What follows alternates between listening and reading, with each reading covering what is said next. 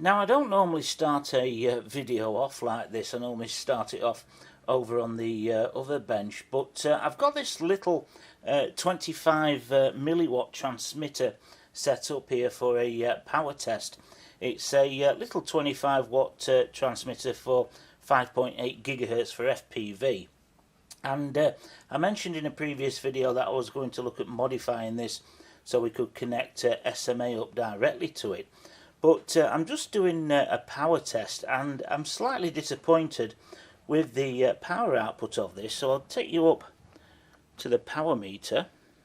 Now you can see on the power meter it's registering an output of 10.4 dBm. Now if this was 25 milliwatts, that should be 14 dBm, so it's working slightly under. And if I change it to watts, you can see there it's getting 10.2 milliwatts, so it's losing almost 15 milliwatts. Now you can say that, you know, cables, connectors, you can lose around a dB under normal circumstances, but I don't think it's the cables. I have tried it with a couple of different cables and I'm getting similar results. I don't think I'm losing all that power through the cable and the connectors. I mean, I could be losing a couple of dBm, but we're losing so much there, 4 dBm and you know, 15 milliwatts of power. I'm not sure what's going on with this, whether I've got a faulty one or, you know, because it's such an underpowered unit at 25 milliwatts, am I really losing all that power through the cables? Now I'm not using cheap cables here either, apart from this one here, which is from an unknown brand. I acquired it many years ago. It's got a slightly thicker coax than these cables here, so there's, well, in theory, a lot less loss. But these here are high quality connectors. They're not the cheap ones that you can get off eBay, although I've got a lot of them as well. But these are HP ones. Or they could be Roden Swartz, I can't remember now, but they're not the cheapos that you get off eBay, although to be perfectly honest with you, for what I do here, I don't really see that much difference between them. So I don't think I'm getting all of that loss from this cable here. I mean, we've got the cable, we've got a connector here to SMA, and then we've got another adapter here so I can connect it up to my power meter through the N-type connection.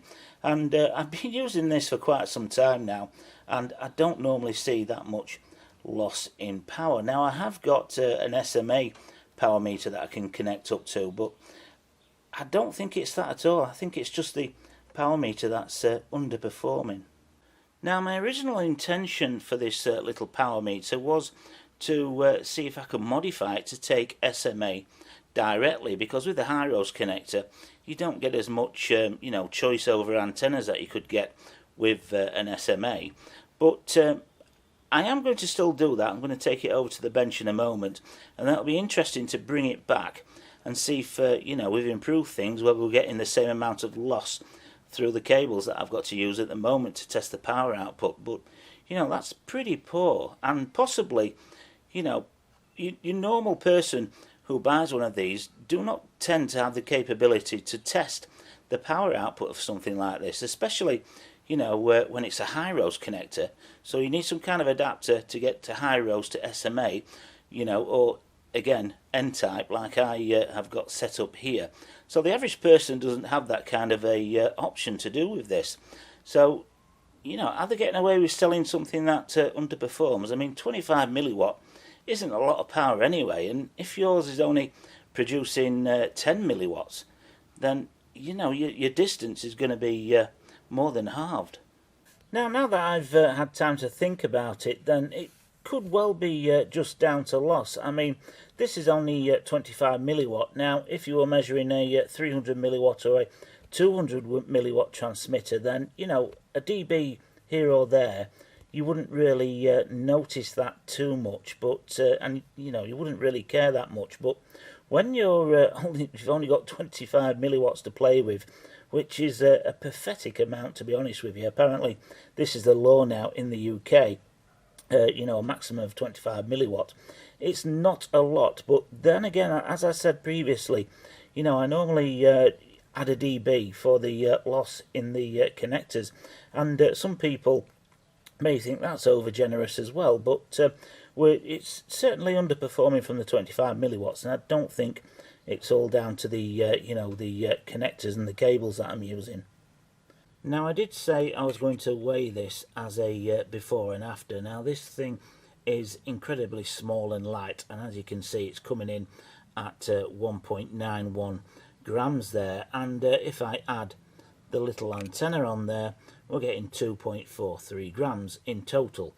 Now, if I was to modify this with the SMA, you can certainly say we're going to add a considerable amount of weight. So that's the SMA connector typically for the antenna, and this is the SMA connector we're going to modify it with. So we're almost double just with those two connectors. So I think we can say we're going to be adding weight to this to do the modification.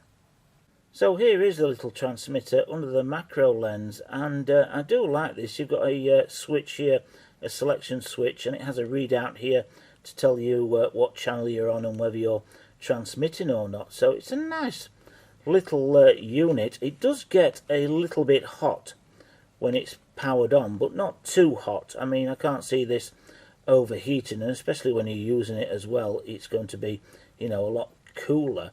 And I can see why they wouldn't put a heatsink on here, because it'll just add to the weight as well. But I had it running on the power meter, and although it was a little bit disappointing on its output, it seemed to be quite stable. But this is the Hirose connector that I'm going to get rid of and replace it with an SMA connector. I'm not going to be able to show you all of this on camera itself. I mean, it's really difficult to solder on camera anyway, but this is a really small area that I've got to play with. But I'll talk you through exactly what I'm going to be doing and what my thinking is about that. So the first thing I'm going to do then is get rid of this Hirose connector. So I should just be able to come in with a soldering iron, put a little bit of heat round here. That heat should travel down, and it should just come away with the soldering iron. So I've removed the Hirose connector, as you can see, and this pad here, that's the signal. That's where the main signal goes in. This is all ground plane here, but if I turn it over on the opposite side, it's got what looks like a resistor bridging the signal to the ground plane just here. So when I get a multimeter and put it across there to check continuity, it is bridged. They are both connected. So I'm not sure why that is. I've never seen that on any kind of transmitter previously. You could probably just make out the little resistor there. Now, if I flip it over onto the other side, I am going to solder the SMA connector onto this, and I'm going to solder the signal directly up to that pad there. The ground plane is going to be soldered on the bottom here. Now, I'm going to leave that resistor in place because I'm not sure what it's doing. It may even be a capacitor, I don't know, but I think it's a resistor. And I'm going to solder the SMA connector on. And what I'm going to do, I'm going to give it a test then, see how much power it's outputting after the modification. And then what I'm going to do is bring it back to the bench, get my soldering iron, and then remove that, and then give it another test and see what removing that does. I don't know why it's there, unless it's there to make sure, make sure that the power output is 25 milliwatts when this is capable of producing a little bit more. So it's kind of a restrictor, if you will, to the power output. I don't know, but I'm going to leave it in place for now, and I'm going to solder the SMA connector up onto this here, and I'll show you the modification when I've got it all soldered in place. So here you can see the modification of the SMA connector now. I cut away the two top legs because we don't need those, and you can see where I've soldered onto the bottom of the ground plane with the other two legs. The centre pin of the signal pin on the SMA connector, I just bent it down slightly so it made contact with the solder pad there, and I've soldered that in place. So we've got a nice good strong connection there. And also I've just checked it with the continuity meter again, and that resistor is definitely bridging things there. But as I said, I want to give it a test now and see what the power output is, and then I've got a feeling if we remove that we might get a little bit more power out of this. So here we are for a second time then, now with the modification, and I've got it hooked up to the power sensor as you can see, but now look at the output on the power meter. So we're now getting a little bit more than what we expected to. It's rated for 25 milliwatts, we're getting 26.78 milliwatts there, but I really don't understand why we didn't get that previously. I mean, there's just not enough loss going through those cables to justify that, but with this modification we're now getting the 26 milliwatts there, and if I put it onto dBm we're getting 14.28 dBm, so that's not too bad at all. So I'm not sure what happened there. I mean, all three cables were showing the same result, you know, well down on the power there at 10 milliwatts. But now we've done this modification here, we're back up to, well, 26 milliwatts, you know, 1 milliwatt over what it should be. So I'm a little bit reluctant to do the next modification, but, you know, this channel's all about sharing the knowledge, and I'm probably not going to use this one even though I've modified it. But what I'm going to do is remove that little resistor. Let me come in here. That little resistor there, and I'm going to remove it, and then we'll give it another test and see what happens then, because I'm not too sure what that's doing there. I mean, what is it doing there?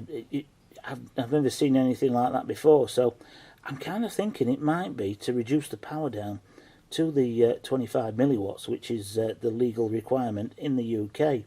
And you know, I'm like 80% sure that is. I mean, if we remove this and then it stops working, we know, you know, if you want to do this modification, just leave that alone. But let's remove it and see what happens. So the plot thickens. I've removed that little resistor, but I'm still getting continuity between the signal and the ground. So the plot thickens. So let's see what's happened now we remove that, whether we've completely broken it, or you know, it was there to kind of bring the power down, to bring it in line with 25 milliwatts. So here it is hooked up to the sensor on the power meter, and look at the output. That resistor was definitely there to restrict the power output. So it's now producing 31.5 milliwatts, and if we look at dBm, that's 14.98 dBm, that's almost 15 dBm. So I've managed to squeeze an extra dBm out of it by removing that resistor, and as I said at the beginning of the video, I'd have to get another one and have a play around with it, whether there was something wrong with it in the first place, and me adding the SMA connector just fixed that, I don't know. But you can clearly see on the power meter that we're now getting considerably more power out of it, and a little bit more after removing that resistor. So if you do have one of these, you want to get that little bit of extra power, then you can remove the resistor. So I've really enjoyed making this video. It's been a little bit like detective work. It's been an interesting afternoon, but as I said, I'm not sure whether I did anything or it was broken in the first place, but we definitely saw the increase when we put the SMA connector on, and we saw the increase again when we removed that little resistor from the back there. But let's weigh this and see how much it weighs now. So it's 3.31 grams, so it's up on the 2.42 grams. So we've added a little bit to this, and of course now you're going to have to use an antenna with an SMA connector, so that's going to add a little bit more weight again, but at least that gives you a few more options than just the little dipole antenna that you get with this. Now, I was going to take a close look at this dipole in this video, but I don't want to make the video too long, so what I'm going to do is make a separate video just on this one. We'll take a look at it, we'll hook it up to the network analyzer and see how well it performs. We'll tear it down and see if it is a Hertzian dipole or just a monopole. And also in that video I'll get some scrap cables that I've removed from old routers and things, and I'll show you how you can make a circular polarized cloverleaf using one of these connectors and this coax.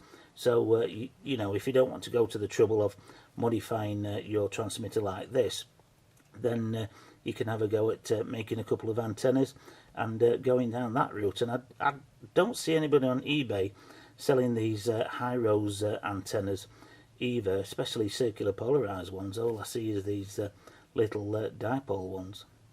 So if you did enjoy this video, please give it a thumbs up. Any comments or questions, drop them below.